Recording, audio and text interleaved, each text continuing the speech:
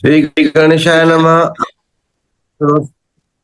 कर महादेव जो धोनी वारो सहाय। बोलो श्रीमद् भगवत गीता जी जय। गजानंद स्वामी की जय। भगवती माता सरस्वती देवी जी जय।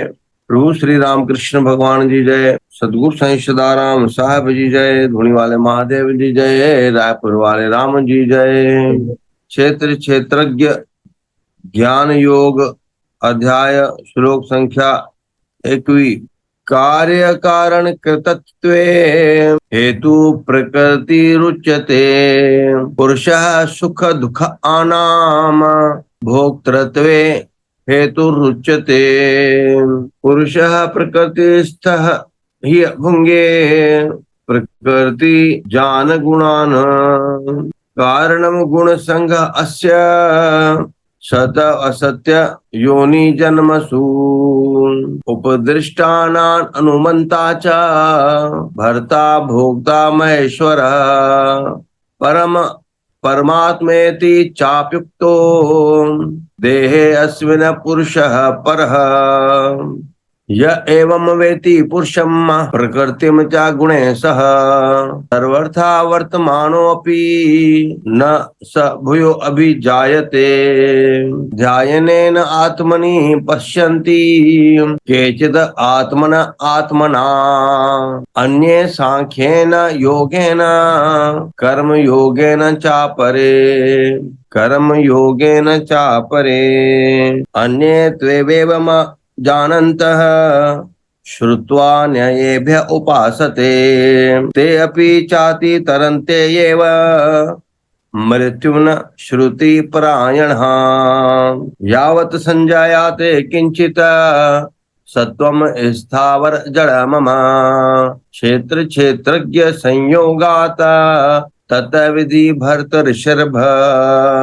ओम तत्सत ओम तत्सत। अब आगे भगवान कह रहे हैं कि प्रकृति क्या है, फिर पुरुष का, दोनों का इन डिटेल धीरे धीरे वर्णन करेंगे भगवान। तो कार्य जो 30 नंबर श्लोक में बताया, कार्य कर्ण उत्पन्न को उत्पन्न करने में हेतु प्रकृति कही जाती है। तो कार्य कर्ण कर्तृत्व में कार्य क्या है, जो हम कार्य करते हैं। कर्ण है हमारी 5 कर्मेंद्रियां, 5 ज्ञानेंद्रियां और अंतकरण चतुष्टय यानी मन बुद्धि चित्त अहंकार, ये 14 मिलके कर्ण है। कर्ण मतलब जो नॉर्मल टर्म में हम कहें साधन। जैसे मान लो हमने कोई चीज बनाई तो हमने उसमें क्या क्या यूज किया, वो साधन। तो वो जो साधन है कार्य को करने के लिए, वो कर्ण कहे जाते हैं। और कर्तृत्व क्या है, जो हमने एफर्ट्स डाले हैं, जो भी हमने पुरुषार्थ एफर्ट्स डाले हैं।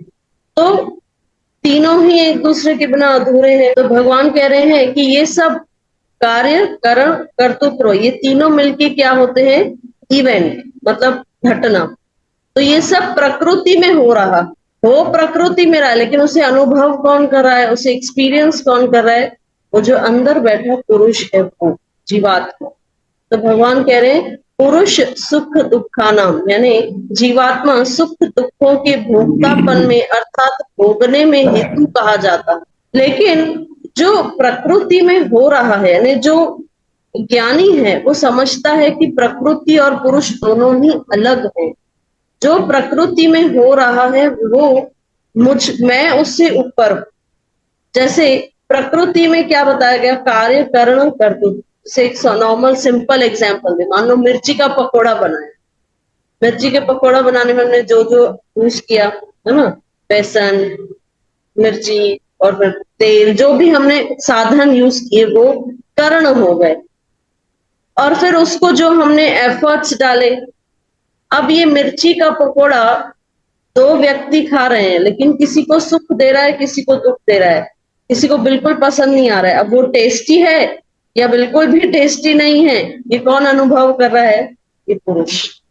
तो जो सुख और दुख है, वो मिर्ची का पकोड़ा तो डिसाइड करके नहीं आया था कि मुझे एक को सुख देना है और एक को दुख देना है। वो तो हमने एक्सपीरियंस किया ना, वो हमारी दृष्टिकोण है। तो भगवान कह रहे हैं ये जो भी घटनाएं इस प्रकृति में हो रही है, ये सब प्रकृति का हिस्सा है, लेकिन इन्हें अनुभव करने वाला उनसे अलग है, वो है पुरुष। प्रकृति में स्थित ही पुरुष प्रकृति से उत्पन्न त्रिगुणात्मक पदार्थों को भोगता है और इन गुणों का संग ही इस जीवात्मा के अच्छी बुरी योनियों में जन्म लेने का कारण है। अब भगवान ने बता दिया कि बार बार जो हम इस चक्कर में आ रहे हैं तो ये क्यों ऐसे होता है, क्यों हम जन्म मृत्यु के चक्कर में बार बार फंसते हैं।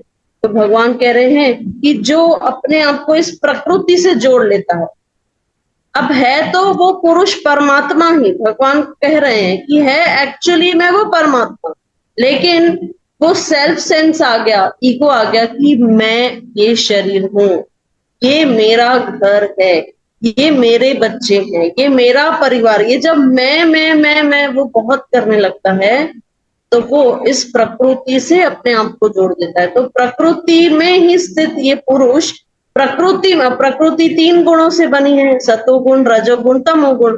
भगवान कह रहे हैं क्योंकि ये जो पुरुष है ये अपने आप को इस प्रकृति से जोड़ लेता है तो ये इसके गुणों से भी बंध जाता है। अब क्योंकि गुणों में आ गया, ये गुण इसको कंट्रोल कर रहे हैं, कभी तमोगुण में, कभी सतोगुण, कभी रजोगुण, वो अलर्टनेस अभी तक आई नहीं है। ये प्रकृति में जो घटनाएं हो रही है मैं केवल इसका साक्षी हूँ। देखो बार बार भगवान साक्षी भाव इनडायरेक्टली बता रहे हैं, जो वेदांत भी बताता है कि साक्षी रहना जो हो रहा है। जैसे अभी देखो तो भगवान कह रहे हैं लेकिन साक्षी भाव नहीं है, तुमने क्या किया, तुमने किया, ये मैंने किया, ये मैं कर रहा हूं, तो अगर तुम कर रहे हो तो फिर तुम्हें उसका परिणाम भी भोगना पड़ेगा। If you are doing then you are accountable for it, you are responsible for it. लेकिन मैंने किया ही नहीं तो मैं रिस्पॉन्सिबल हुआ कैसे। तो भगवान कह रहे हैं अगर तुम कर्ता भाव को छोड़ दोगे तो तुम भोक्ता भी फिर नहीं बनोगे।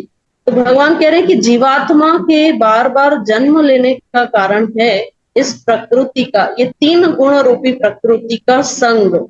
आगे भगवान कह रहे हैं कि इस देह में स्थित यह आत्मा वास्तव में परमात्मा ही है। देखो हमने अभी बोला, वही सेम भगवान बता रहे हैं कि वास्तव में ये जो आत्मा है इस शरीर में ये परमात्मा ही तो है। वह साक्षी होने से उपद्रष्टा और यथार्थ सम्मति देने वाला होने से अनुमंता, सबका धारण पोषण करने वाला होने से भरता, जीव रूप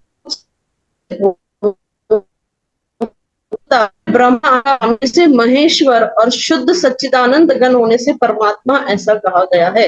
तो इसमें कुछ कुछ अलग अलग भाव है, बहुत ही सुंदर भाव है अगर हम इसको समझें। तो पहला क्या है, साक्षी होने से ये क्या है, उपद्रष्टा। उपद्रष्टा मतलब केवल देख रहा है कि ये हो रहा है। अंदर जो जीवात्मा परमात्मा बैठे वो जो दुख का अनुभव हो रहा है वो केवल मन, बुद्धि और शरीर तक सीमित है। हम कहते हैं आज मेरा मन बहुत उदास है, मन उदास है, तो मैं ये मन हूं क्या, मैं ये बुद्धि हूँ। क्रोध बुद्धि से आता है, बहुत इंटेलेक्चुअल पीपल होंगे तो बहुत जल्दी क्रोध आता है। तो ये सब बुद्धि, मन और इसके स्तर पर है। लेकिन भगवान कह रहे हैं कि ये इनसे भी परे है, ये केवल देख रहा है। ठीक है, अब क्या हुआ, अनुमंता यानी अनुमति प्रदान करने वाला। तो जैसे ही देखो हम कोई सुंदर कार्य करते हैं, कोई सत्कर्म करते हैं या किसी की मदद करते हैं तो अपने आप ऐसे होता है, हमें एक खुशी होती है। एक छोटा सा छोटा उदाहरण ले लें, कोई भूखा है, वो आपके घर के गेट पे आया और उसने आपसे कुछ मांगा और वो बहुत ही गरीब है या मान लो विकलांग है, तो आपने उसे कुछ अच्छे से खाने को दे दिया, चलो आप खा लो। तो उस समय एक लगता है ना कि हाँ हमने किसी की मदद, किसी भूखे का पेट भरा। तो जब हम एक अच्छी क्रिया करते हैं, जब हम कोई सुंदर अच्छे काम करते हैं, तो ये जो अंदर जीवात्मा बैठा है ये अनुमंता यानी ये खुश होता है, ये अनुमति देता है।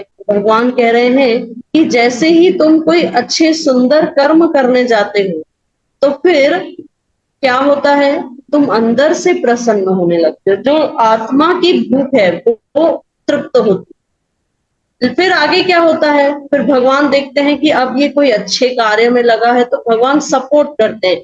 भरता मतलब सपोर्ट कर, तो सपोर्ट करने लगते हैं भगवान। पूरी सृष्टि सपोर्ट करती है, इसलिए जब हम किसी भी सत्कर्म में आगे रहते हैं तो पूरी सृष्टि उसे पूरा करने में लग जाती है। और उसके बाद भगवान कह रहे हैं कि भोक्ता, तो जब जो सत्कर्म कर रहा है वो ऐसे नहीं से कहता है कि ये मैं कर रहा हूं, नहीं, उसका भाव ये रहता है कि भगवान जो भी मैं कर रहा हूँ वो मैं आपके चरणों में समर्पित करता हूँ। अब देखो भगवान को हम समर्पित करेंगे तो कुछ अच्छा ही करेंगे ना। झूठा भोजन कभी समर्पित करते हैं, भोग लगाते हैं? कभी कोई गलत जो तमोगुणी भोजन होता है वो भोग लगाते हैं? नहीं। उसके बाद जो भी हम फूल चढ़ाते हैं वो तरोताजा चढ़ाते हैं, मुरझाया हुआ नहीं चढ़ाते। तो भगवान को जो भी अर्पित किया जाता है वो श्रेष्ठ होता है, तब अर्पण करने योग्य होता है। तो भगवान कह रहे हैं कि तुम्हारे जीवन में ऐसे कोई कर्म जो श्रेष्ठ है वो तो मुझे अर्पित कर सकते। हाँ, झूठ बोल दिया, चोरी कर ली या कुछ अहिंसा कर दी, वो तो अर्पण कर ही नहीं पाएंगे, वो हो ही नहीं पाएगा। भगवान उसे स्वीकार कैसे करेंगे? हाँ, शरणागत भाव आ गई आखिरी में, और भाव ये आ गया कि प्रभु हम जैसे हैं आपके हैं, अब आगे से ये नहीं करेंगे, वो पछतावा है, तो फिर भगवान माफ करते हैं। तो भगवान कह रहे हैं कि जब वो जीव बहुत ही सत्कर्म करता है, ऐसा कुछ जिससे समाज का कल्याण हो, जिससे देश का कल्याण हो, जिससे सबका विकास हो, तो फिर जब वो जीवात्मा मुझे भोग लगाता है यानी मुझे अर्पण करता है, तो फिर मैं उसका भोक्ता बनता हूँ। अब फिर वो कर्म बंधन वो जीव पर नहीं लागू। वो भगवान कह रहे हैं वो मैं भोगता हूँ। अब क्योंकि तो एक समय फिर ऐसे आता है कि महेश्वर, महेश्वर यानी क्या, उसे कुछ करना नहीं पड़ता, अपने आप सब कुछ हो रहा है, उसकी उपस्थिति में ही सब कुछ होने लगता है। तो देखो संत महात्मा को एक्चुअली कुछ करना नहीं पड़ता, अपने आप उनकी उपस्थिति में सारे कार्य ठीक से चल रहे हैं। तो फिर वो जीवात्मा की ऐसी स्थिति आ जाती है कि वो महेश्वर हो जाता है, यानी वो जो करता है, वो जो कहता है वो अपने आप हो, बस संकल्प लेने की देरी है और होने लगता है। तो भगवान कह रहे हैं कि इसीलिए वो, क्योंकि सच्चिदानंद घन होने से वह परमात्मा कहा गया, तो इसीलिए जैसे भगवान सच्चिदानंद है वैसे हम भी उसी सच्चिदानंद का अंश है। तो हम भी हमेशा केवल आनंद की खोज में रहे, लेकिन आंतरिक जगत का जो आनंद वो मुझे प्रदान, मेरे मन को शांति मिले। क्यों? क्योंकि हम उसी सच्चिदानंद घन परमात्मा के अंश हैं, हम भी वही चाहते हैं कि हमारा स्वरूप ही वही है। फिर भगवान आगे कंक्लूड इस श्लोक में जो कर रहे हैं, भगवान कह रहे हैं कि तुम आनंद को क्यों बाहर ढूंढ रहे हो, आनंद अंदर ही छुपा है, और आनंद अंदर छुपा क्या, तुम ही आनंद हो। आगे भगवान कहते हैं कि इस प्रकार पुरुष को और गुणों के सहित प्रकृति को जो मनुष्य तत्व से जानता है, वह सब प्रकार से कर्तव्य कर्म करता हुआ भी फिर नहीं जन्मता। तो भगवान कह रहे हैं जिसको यह ज्ञान मिल गया कि प्रकृति और पुरुष ये दोनों अलग हैं, और इस बात को तत्व से जान गया, और फिर वो भले ही अपने इस संसार में कर्तव्य कर्म कर रहा है, लेकिन फिर भी उसका पुनर्जन्म नहीं होगा। अब फिर भगवान प्रैक्टिकल बता रहे हैं, थ्योरी हो गया, प्रैक्टिकल चलो क्या करना है। भगवान कह रहे हैं उस परमात्मा को कितने ही मनुष्य तो शुद्ध हुई सूक्ष्म बुद्धि से ध्यान के द्वारा हृदय में देख। पहला मार्ग बताया ध्यान, यानी अपने आप को अपने आप में अपने आप से देखते हैं, ये हो गया ध्यान। फिर आगे बताया अन्य कितने ही ज्ञान योग के द्वारा देखते हैं, और दूसरे कितने ही कर्म योग के द्वारा देखते हैं। तो भगवान कह रहे हैं कि मुझ तक आने के भी अलग अलग मार्ग हैं। तो पहला बताया ध्यान योग, ये ध्यान पद्धति से। लेकिन फिर मनुष्य ने कहा कि भगवान कलयुग है, शरीर में वो क्षमता है नहीं कि घंटों घंटों बैठ पाए, जैसे ही आंख बंद करते हैं तो संसार पहले याद आता है, आप बाद में याद आते हो, ध्यान तो लगता है नहीं, तो ध्यान भी बड़ा मुश्किल लगता है। भगवान कहते हैं चलो इट्स ओके, फिर आगे बढ़ो ज्ञान योग। ठीक है, हाँ, ज्ञान योग मतलब क्या, सांख्य शास्त्र, जिसमें बुद्धि, हमें बुद्धि चाहिए। तो अंत में फिर भगवान बहुत ही सुंदर एक उपाय बताते हैं कि कैसे तुम मुझ तक पहुंच सकते हो। तो भगवान कहते हैं परंतु इनसे दूसरे अर्थात जो मंद बुद्धि वाले पुरुष हैं, वे इस प्रकार न जानते हुए दूसरों से अर्थात तत्व के जानने वाले पुरुष से सुनकर ही तदनुसार उपासना करते हैं, और वे श्रवण परायण पुरुष भी मृत्यु रूप संसार सागर को निसंदेह तर जाते हैं। तो भगवान ने यहाँ श्रवण भक्ति की महिमा बताई भगवान कह रहे हैं कि तुम ये तीनों मार्ग पे नहीं चल सकते, तुम श्रवण परायण बनो। तो भगवान कह रहे हैं श्रवण परायण, परायण मतलब जो आप नित्य कंटिन्यू करते हो, ऐसे नहीं हफ्ते में एक बार किया फिर छोड़ दिए, एक भी दिन मिस नहीं होना चाहिए, ये श्रवण परायण होता है। और जब हम इस पर स्थिर होते हैं, दृढ़ होते हैं, तो फिर भगवान क्या कहते हैं? अच्छा, भगवान ने कहा किससे श्रवण करना है? फिर भगवान कह रहे हैं कि गुरु के सानिध्य में वो श्रवण होता है। इसीलिए गुरु शिष्य परंपरा आई। अलग अलग से सुनेंगे तो कंफ्यूज हो जाएंगे, सबके अपने मत हैं इस शास्त्र को लेकर। तो बेटर कि एक के अंडर में रह के इसका श्रवण करो, तो हमारा वो दृढ़ भाव, फिर भगवान कहते हैं जब तुम श्रवण करते जाओगे, तब फिर एक समय आएगा कि तुम मेरी उपासना करने लगोगे और फिर तुम इस मृत्यु संसार सागर को निसंदेह तर जाओगे। त प्यारी संगत, अॼु 7 श्लोक पढ़िया विया,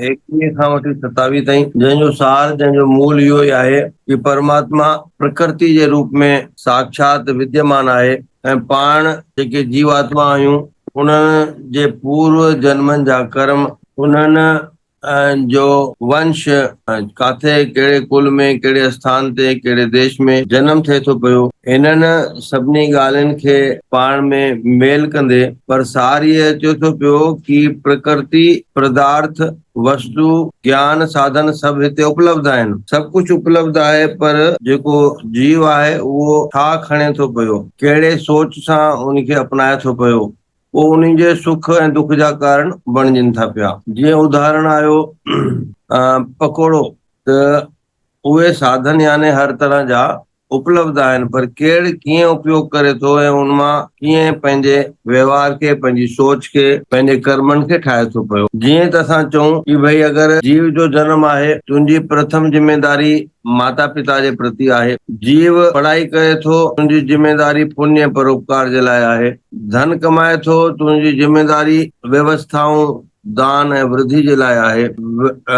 गृहस्थ आश्रम में प्रवेश करे वंश वृद्धि करे थो पियो, तुंहिंजी जिम्मेदारी सुठे पालक, सुठी संतान ऐं यश प्राप्ति जे लाइ आहे। ईअं बि उन सां गॾु जोड़े सघिबो आहे कि पितृ ऋण, देव ऋण, ऋषि ऋण खां मुक्त थियण जे लाइ आहे। नाम ऐं भक्ति करे थो त उनजी प्राप्ति उनखे मोक्ष जे रूप में प्राप्त थींदी। पर इन्हनि सभिनी खे हिकु तरफ़ हटायूं त पाण ईअं बि चई सघंदा आहियूं कि हीउ जेको मानवीय जीवन आहे इहो जगदीश्वर जे प्राप्ति जे लाइ आहे। ही मानव जो जीवन प्रकृति में उपलब्ध अनेक अनेक प्रकार जे साधननि जो सदुपयोग कंदे, पर असांजी सोच, असांजी मंजिल, असांजो श्री कृष्ण अर्पण इहो ई आहे कि असांजो जीवन जगदीश्वर जी अमानत आहे। उन अमानत खे श्रेष्ठ रखूं, सात्विक रखूं, आनंद में रखूं, तो जो असांजो मूल तो उहो ई आहे, तॾहिं असांजो जीवन धन्य आहे। त प्रकृति में स्थित पुरुष यानी जीवात्मा सभु कुझु उनजे अॻियां आहे, पर उहो उन्हनि जो कीअं उपयोग करे काॾे पंहिंजी मंजिल बणाए थो पियो, इन्ही खे ई पंहिंजे संग सां सोचे करे हलणो आहे।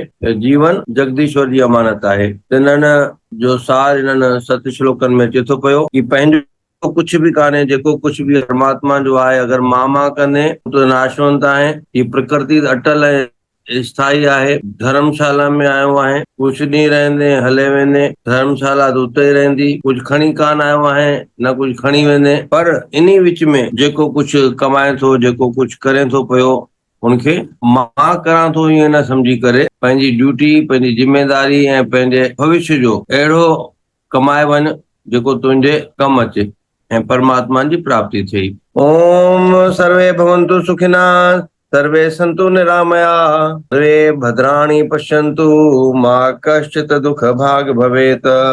ओम पूर्णमदः पूर्णमिदं पूर्णात् पूर्णमुदच्यते, पूर्णस्य पूर्णमादाय पूर्णमेवावशिष्यते। ओम शांति शांति शांति। ओम।